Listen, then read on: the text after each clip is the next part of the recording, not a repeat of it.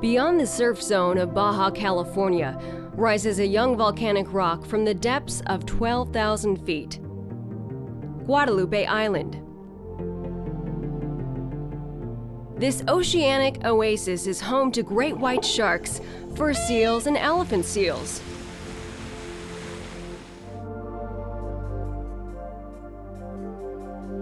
From this perspective, you really get a sense of its isolation 160 miles from the nearest landmass. 4,200 feet above the sea are rigid cliffs and barren hillsides. It's hard to believe, but at one time this island was blanketed with trees, many of them endemic. A series of events changed the face of Guadalupe Island. And it all started with a need to satisfy human comfort. In the mid-1800s, seal hunters and sailors introduced the most destructive force to the island: goats. By 1870, up to 100,000 invasive goats had taken over and devoured native plants.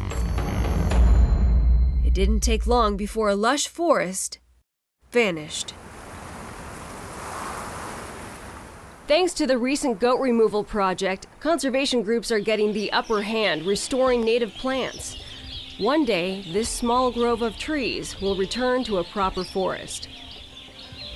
Conservación de Islas is on the last part of the project, on the post-eradication part of it. We are doing monitoring with sentinel goats, just making sure that there are no more goats on the island.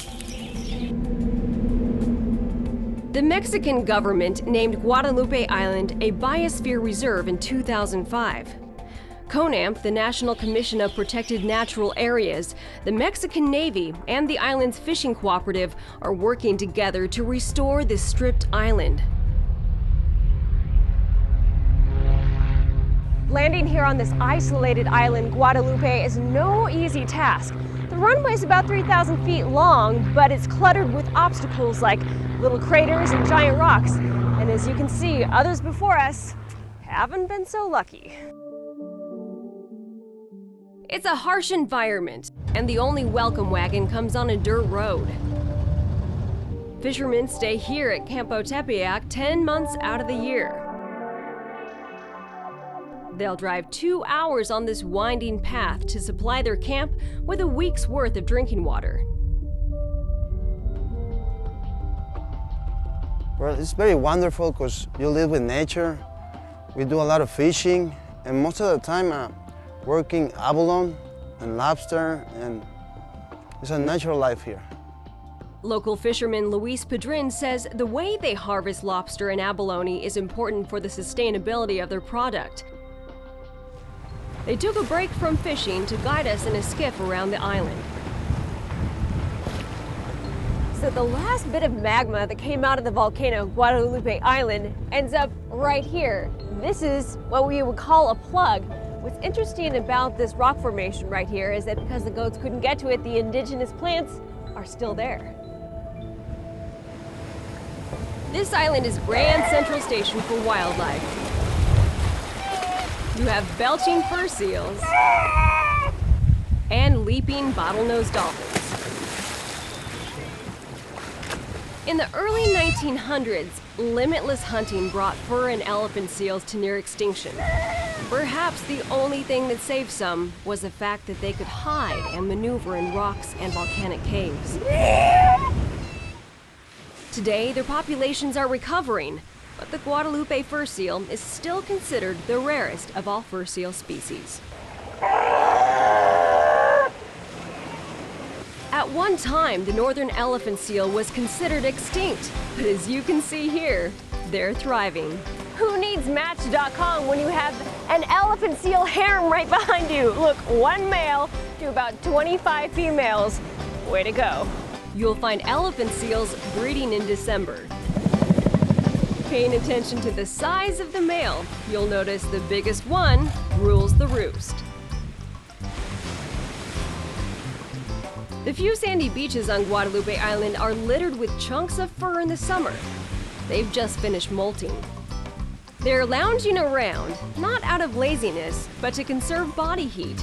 They'll go weeks without feeding in the cold ocean water. Check out this guy's proboscis. It's that fleshy piece that sits in front of their face. They make amazing noises using that. And of course, you'll hear it when they're a little upset and they're defending their ladies. Elephant seals attract great white sharks, and great white sharks attract people.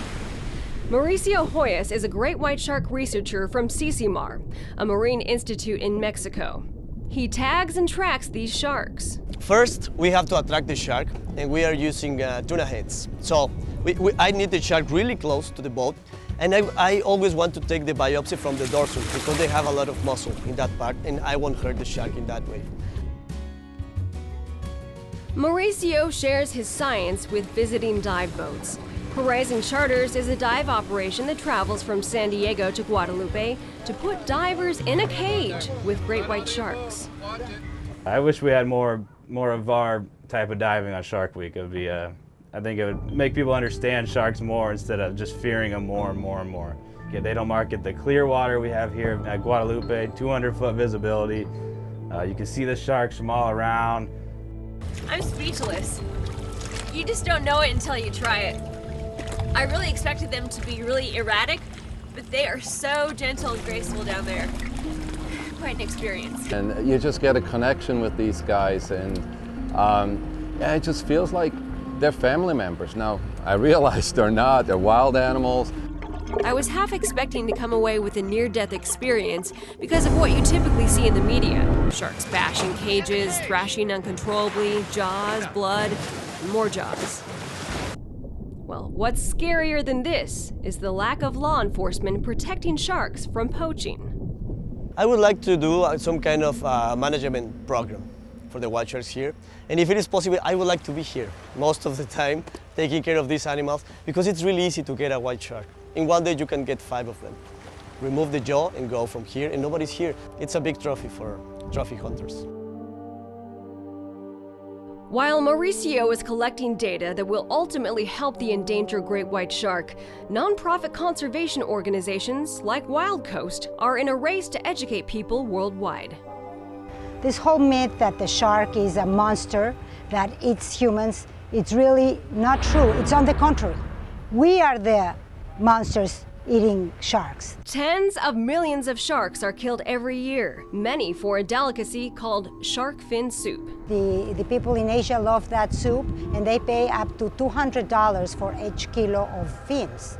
So, you know, the fishermen in all South America, Mexico, they get the sharks and fin them, and even return them to the water. They get so much more money for the fins. So what we're trying to do next is put together authorities, government, from the United States and from Mexico, talking together and sharing maybe resources to protect the white shark. But shark protection can't happen without the cooperation of the people and the lawmakers.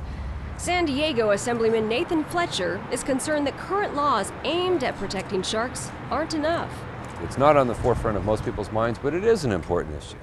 And it's important to our economy, it's important to our academic world, it's important to our marine life. The Shark Conservation Act of 2009 is currently in line for a vote by the Senate. This bill would prohibit U.S. fishing vessels from possessing or trading shark fins without a naturally attached carcass. But it doesn't do anything to prevent the sale of shark products in the U.S. That's something Assemblyman Fletcher would like to change. Well, shark finning's illegal in U.S. waters and it's illegal on U.S. vessels. And so the next logical step would be to say, well, if it's illegal, how can we as a state accept and sell illegal products? You, the consumer, stand on the front line of this issue. Imitation shark fin products give people the option to keep a traditional dish, yet be proactive against finning. There's a lot we can all do. I mean, we can promote awareness. We can discourage shark finning. We can discourage consumption of products that are tied to sharks.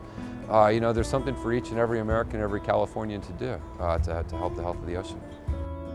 By understanding remote environments and supporting conservation, the seals, trees, and sharks will always have a place to live. There's only one Guadalupe Island, isolated